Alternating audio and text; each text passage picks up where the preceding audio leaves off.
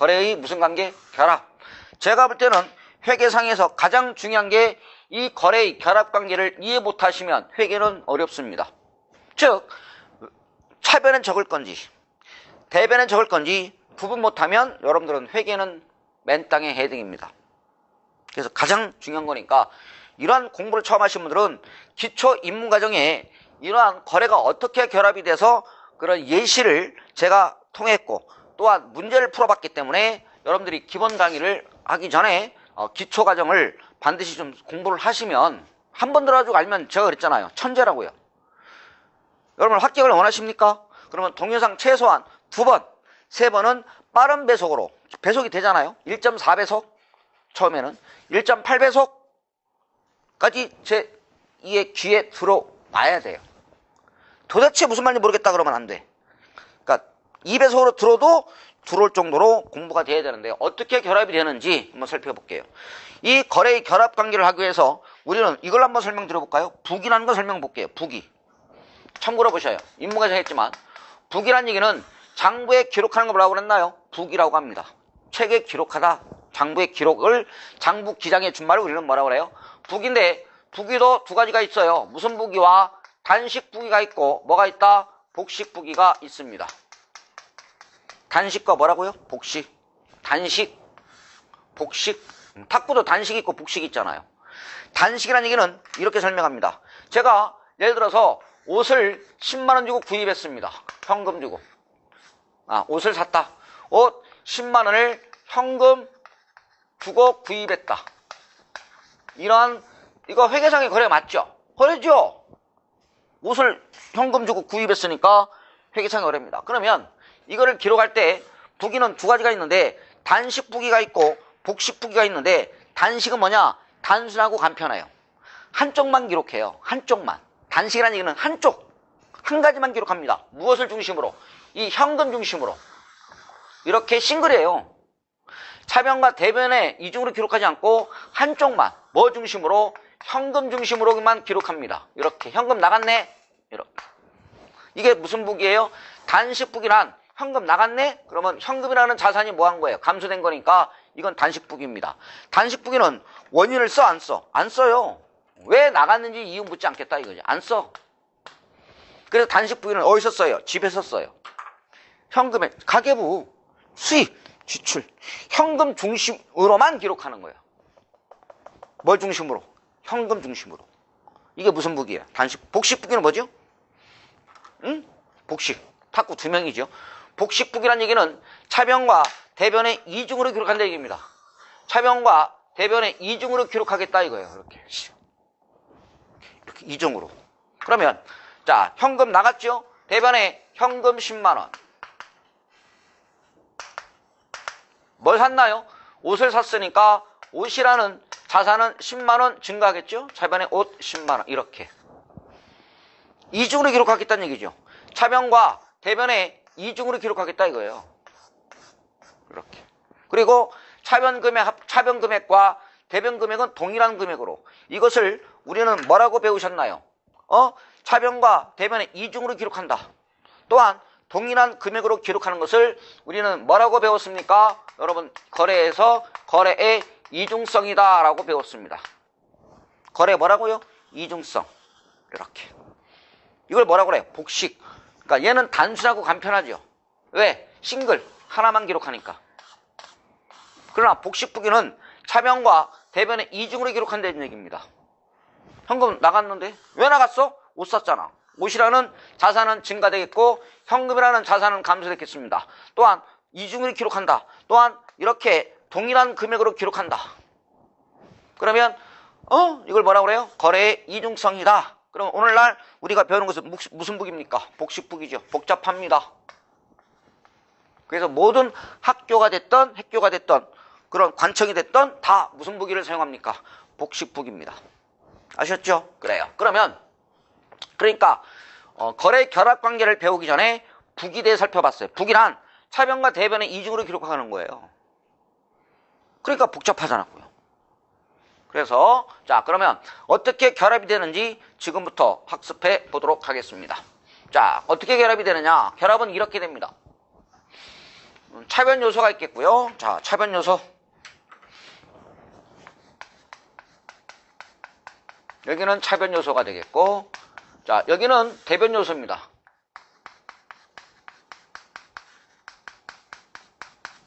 이렇게. 아, 차변 요소가 있고 대변 요소가 있겠구나. 즉, 여기는 N쪽이 되겠고, 여기는 뭐예요? 오른쪽, 이렇게 되겠죠. N쪽, 오른쪽, 이렇게. 그러면 우리는 회계는 5가지밖에 없다. 배울 건 뭐다? 자산, 부채, 자본, 수익, 비용.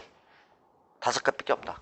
5가지밖에. 그러면 자, 우리 지난 강의 시간에 배운 게 뭘 배웠느냐? 이걸 배워봤습니다. 뭐하고 뭐 배웠나요? 재무상태표와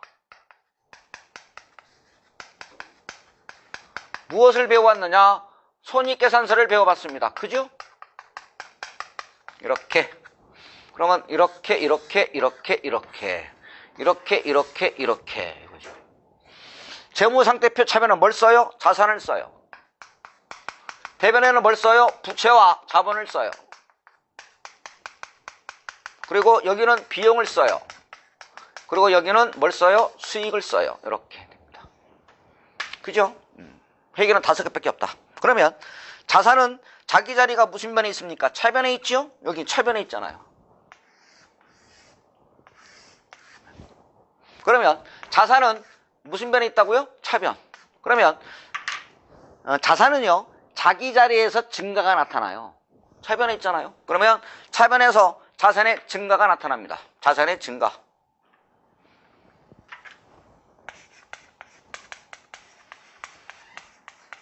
아, 증가하는 자산도 있다. 그러면 여러분, 증가가 있으면 반대편에서 뭐가 나타날까요? 자산의 감소도 있습니다. 자산은 어디서 감소하느냐? 대변에서 감소합니다. 그러니까 여러분, 자산도 증가하는 자산도 있고 감소하는 자산도 있다. 이걸 기억해 주시면 됩니다. 어디서 증가한다? 차변. 자산은 어디서 감소한다? 대변. 그러니까 쉽게 얘기하면 이걸 생각하셔야 돼. 자산은 자기 자리가 자기 자리에서 항상 자산과 비용은 자기 자리가 차변이요. 그죠? 그래서 자산은 차변에서 증가하는 거예요. 그리고 대변에서 감소합니다. 자, 부채 가볼게요. 여러분, 이때 부채와 자본은 자기 자리가 무슨 변에 있다? 대변. 부채와 자본은 자기 자리가 무슨 변에 있다? 대변. 따라서 부채와 자본은 대변에서 증가합니다. 그래서 여기다가 부채의 증가가 발생합니다. 또 부채가 증가되면 여기 또 보고 자본의 증가도 대변에서 증가합니다. 이렇게. 그죠? 그래요. 그러면 부채가 증가되니까 요 반대편에서는 뭐가 나올까요? 부채의 감소입니다. 그러니까 역시 부채도 증가하는 부채도 있고 감소하는 부채도 있더라 이거죠. 세 번째, 여기도 뭐 나올까요? 자본의 뭐예요? 감소. 이렇게 되겠습니다. 그러니까 이게 재무상태표 요소라고 보는 거죠.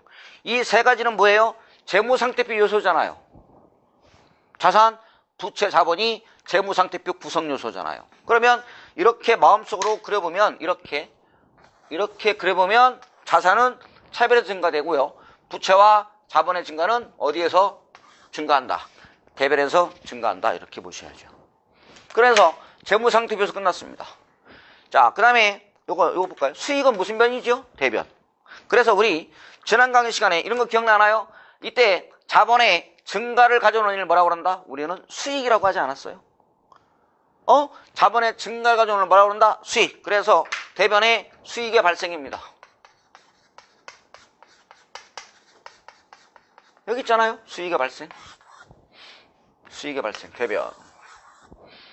그러면 여기는 뭐예요? 비용의 발생. 그렇죠. 차변에는 비용의 발생입니다. 이렇게 되겠습니다. 끝났습니다. 그래서 차변 요소 4가지와 대변 요소 4가지가 결합이 됩니다. 그러면 여기서 보충 설명하면 비용의 발생의 반대는 뭐가 되느냐? 비용의 소멸도 있습니다. 뭐도 있다고요? 비용의 소멸도 있습니다. 수익의 발생의 반대는 뭐냐? 수익의 소멸도 있습니다. 기억나시죠? 어때요? 10월 달에 하신 분들은 필기할 것도 없고 그냥 아 그렇구나 복습하는 거예요.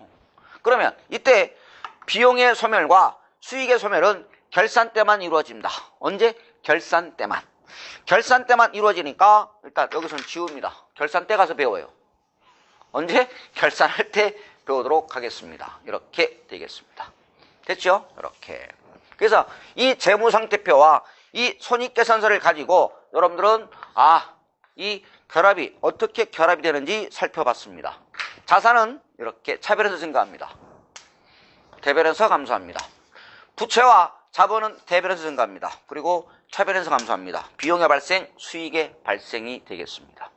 그러면 결합은 어떻게 결합이 되고 지워도 되지요? 결합은 어떻게 결합이 되느냐? 이렇게 결합이 됩니다.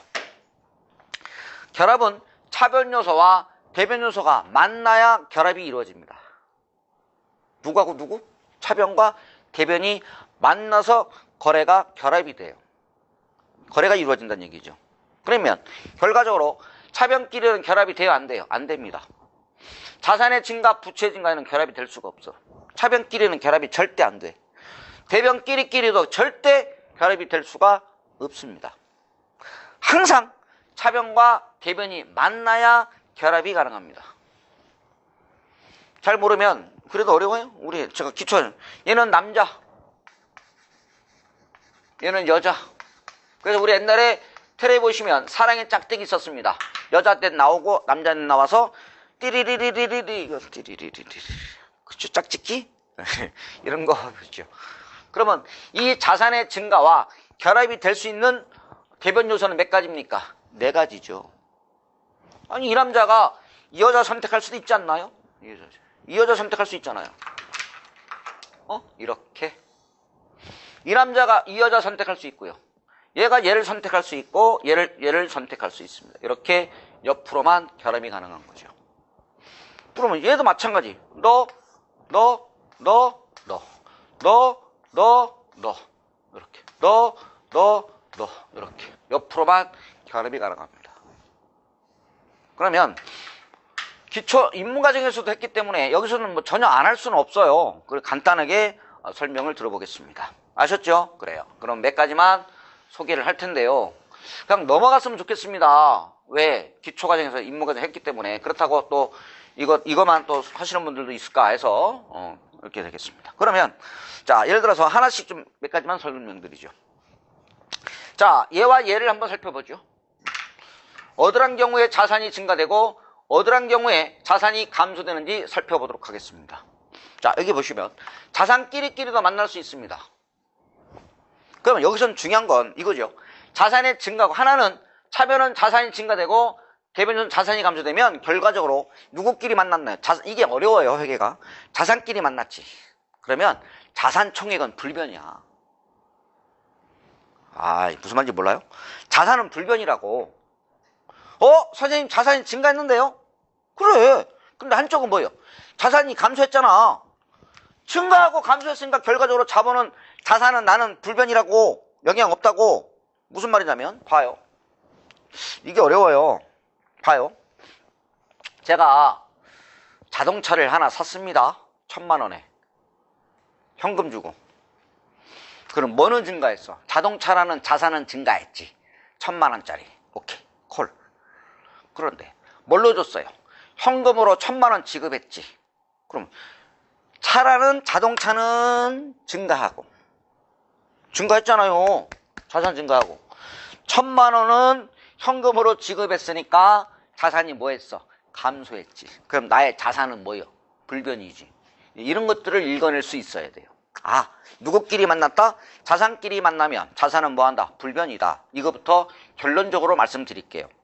그죠? 그러면 자 예를 들어서 이겁니다. 자 결합을 볼까요? 차변에 자 보셔요. 다 똑같이 한 거니까 제가 상품을 10만 원 주고 샀습니다. 이렇게 여기가 이제 차변이에요. 여기 차변. 차변에 상품 10만 원을 구입했으니까 상품이라는 자산은 뭐했다? 상품이라는 자산은 뭐했다? 증가했다. 이렇게 되겠죠. 읽어낼 수 있어야 돼. 이게 자산의 증가인지 감소인지. 그리고 여러분 상품을 매입하고 대금 결자 수단이 뭐가 있느냐? 대표적인 거 시험에 나오는 것만 하죠. 두 가지입니다. 현금으로 지급할 수 있죠. 현금. 10만원. 그죠? 만원짜리 10장을 현금으로 지급했다면 현금이라는 자산은 뭐 할까요? 현금이라는 자산은 뭐 한다? 감소하겠죠. 상품이라는 자산은 증가되겠고 현금이라는 자산은 뭐 했다? 감소가 되겠죠. 이렇게 되겠습니다. 또 하나, 대금 결제 수단이 뭐 있느냐? 수표를 발행합니다. 뭘 발행한다? 수표. 뭘 발행한다고요? 수표. 이거죠. 여러분, 회사는 통장이 두 가지가 있습니다. 하나는 보통예금이 있고요. 이거 쓰지 마셔요. 보통예금이 있고 하나는 무슨 예금이 있느냐? 당좌예금입니다. 보통예금과 무슨 예금? 당좌예금. 보통예금은 어때요? 입금과 출금이 자유롭지요? 그래. 보통예금은 입금과 출금이 자유롭습니다. 그런데 여기서는 무슨 예금이냐? 당좌예금인데 입금은 자유로운데 출금은 수표로만 출금이 가능합니다. 뭐라고요? 수표. 이거죠. 여러분, 이 당좌예금은 우리가 있는 통장, 없는 통장. 우리가 없는 통장이 무슨 예금이에요? 당좌예금이죠. 기업은요, 어때요? 현금을, 그 수많은 돈을 금고에다가 넣어놓습니까? 아니잖아요. 현금은 들어오는 족족 은행에 뭐하고? 예금하고. 필요에 따라서 뭘 발행합니까? 수표를 발행해서 대금 결제 수단으로 사용합니다. 그러니까 은행과 당좌 거래 계약을 틉니다. 담보를 제공하고. 그러면 은행과 당좌 계약을 맺으면 그죠? 수표를 발행할 수 있죠. 그러면 은행에서 뭘 주나요? 수표책을 줍니다. 뭐 이런 가계 수표 같은 수표책을 줍니다. 그럼 거기다가 일금 100만원 이렇게 수표를 발행합니다.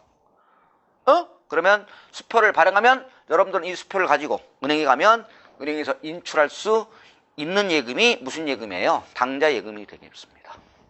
이해가셔요? 그래요. 그러면 시험에 나올 수 있는 건 뭐냐? 보셔요. 제가 당좌 예금이 100만원 돼 있습니다. 그러면 예금은 얼마까지 수표 발행할 수 있나요? 100만원까지 수표 발행할 수 있잖아요. 근데 예금이 100만원인데 150만원 수표 발행하면 이 수표는 뭐예요? 부도수표지. 그죠? 예금 잔액도 없는데 수표를 발행하면 이제 부도수표인데요. 뭐 또 당좌철도 있겠지만 어쨌든 당좌 예금이 100만원 있는데 제가 상품 10만원을 매입하고 대금은 수표 발행했다. 뭘 발행했다? 수표를 발행했다. 시험에 나올 건 이것밖에 없습니다. 뭘 발행했다고요? 수표 발행. 얼마 수표 발행했다? 10만원 수표 발행했습니다. 그러면 당좌예금 100만원 중에서 10만원 수표 발행했으니까 당좌예금 10만원이 줄겠지. 그래서 대변에 당좌예금이라는 자산이 뭐한다? 감소가 되는 거죠. 이렇게 당좌예금. 그러니까 결론은 이거예요. 수표 발행 그러면 뭐가 감소된다?